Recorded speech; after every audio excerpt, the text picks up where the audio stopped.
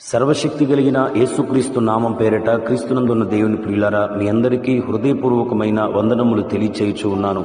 ఈ దినపు యేసయ్య కృపా వార్త అపోస్తుడైన పౌలు గారు కొరింథీ సంఘమునకు వ్రాసిన 2వ పత్రిక 4వ అధ్యాయం 17వ వచనం. మేము దృశ్యమైన వాటిని చూడక అదృశ్యమైన వాటినే నిదానించి చూచుచున్నాము.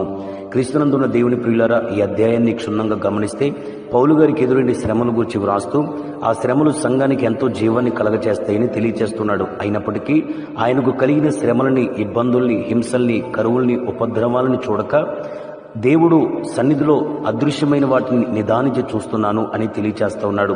దాని కింద వచనాన్ని మనం క్షుణ్ణంగా గమనిస్తే పౌలు గారు అంటున్నాడు, దృశ్యమైనవి అనిత్యములు, అదృశ్యమైనవి నిత్యములు అంటున్నాడు. అంటే ఇప్పుడు మనకు కనపడేవంతా కూడా ఎప్పటికీ శాశ్వత కాలం ఉండవు.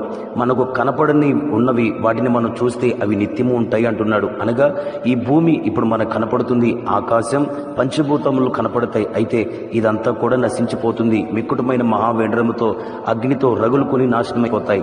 కానీ మన దేవుడు కనపడడు, ఆయన అదృశ్యుడు. పరలోకం కనపడదు, అది అదృశ్యమైన పట్టణం. దేవదూతలు కనపడరు, వారు అదృశ్యులు.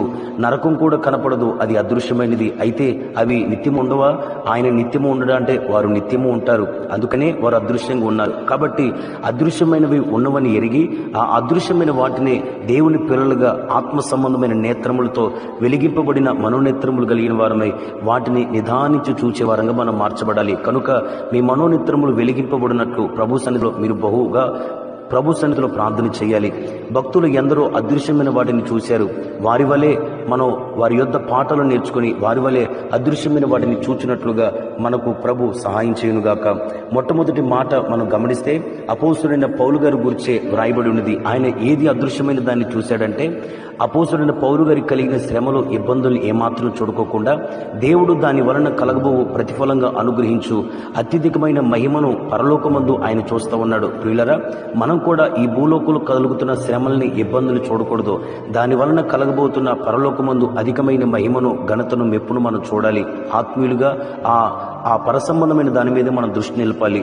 దేవుని ప్రియులారా, రెండో మాటను మనం మోషే గారి గురించి ధ్యానం చేస్తే మోషే గారి గురించి హెబ్రీ పత్రికలో ఇలా వ్రాయబడి ఉన్నది, అల్పకాల పాపభోగం అనుభవించుట కంటే దేవుని ప్రజలతో శ్రమ అనుభవించాలని, ఐగుప్తు ధనము కంటే క్రీస్తు విషయమైన నింద గొప్ప భాగ్యమని, ఫరో కుమార్తెకు కుమారుడును అని అనిపించుకుంటును ఒప్పుకోక దేవుని ప్రజలతో నిందలు, శ్రమలు అనుభవించాలని ఇష్టపడ్డాడంట. ఎందుకంటే దానికి ప్రతిఫలముగా ప్రభువు తన రాజ్యములో అత్యధికమైన బహుమానం ఇస్తాడని దాని మీద దృష్టి నిలిపాడంట. ప్రియులరా, మోషే గారు అదృశ్యమైన దేవుడు అనుగ్రహించే బహుమానం మీద దృష్టి నిలిపాడు. మనం కూడా ఈ లోకం అశాశ్వతమైనదని, ఈ లోకం నుండి ధనము అంతా ఒకప్పుడు నాశనమైపోతుందని ఎరిగిన వారమై దేవుడు అనుగ్రహించబోవు నిత్యమైన బహుమానం మీదే దృష్టి నిలపాలి.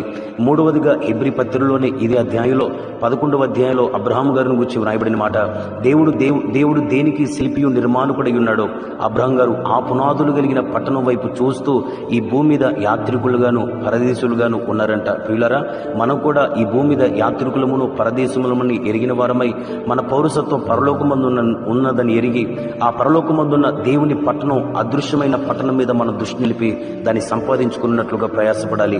నాలుగవదిగా యోబు గారికి కలిగిన శ్రమలు అన్నీ కాదు. ఆయన నష్టపోయినంత ఒక్క దినములో ఎవడు కూడా నష్టపోలేదని చెప్పుటకు సందేహం ఏమీ కూడా లేదు. అయితే నష్టపోయిన దానిని చూడట్లేదు, స్నేహితులు భారీ వేసిన నిందలను చూడట్లేదు.